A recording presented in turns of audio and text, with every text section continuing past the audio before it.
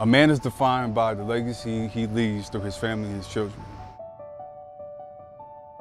When my mom left my dad, my biological father, Kevin Sr., there was a time period between the age of 6 up until about 13 that I didn't have a father.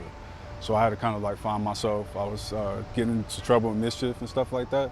So not having that male presence, I seen what it was like to be raised by a strong, independent black woman. So my mom was real nurturing. She did the best she could. But having that authority figure and saying, no, don't do that. And then when my stepdad came in my life at the age of 14, then it kind of like took off and propelled. So having that gap in my life with no father figure, it definitely affected me. But then it was able to be subsided by my stepfather when he came in my life. So.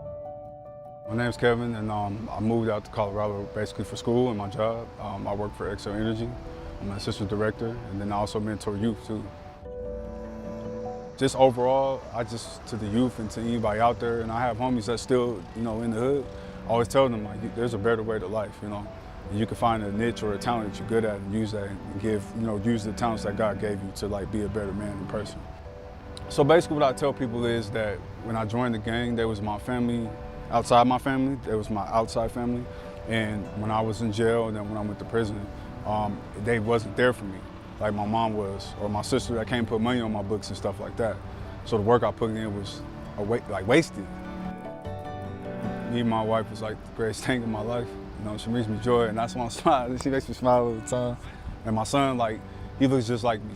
It's like I'm raising myself. So I get another opportunity to raise a black man and how to really live in society in America the right way, you know what I'm saying? So, and teaching them about respecting women, respecting himself, building a legacy that could be, people can smile about it. I know it's always gonna be dangerous and things he gotta go through as a young man to become a man.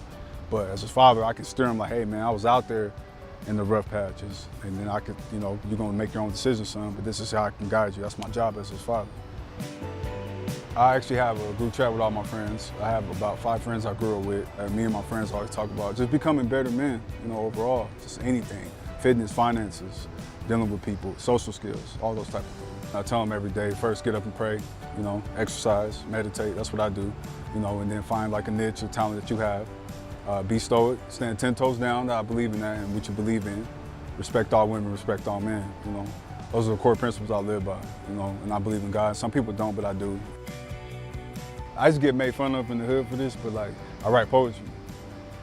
When I was in prison, that was only time because it's hectic. It's chaos all day. So I would go on my cell and write poetry. That's what got me through my time. And then I kept it when I got out.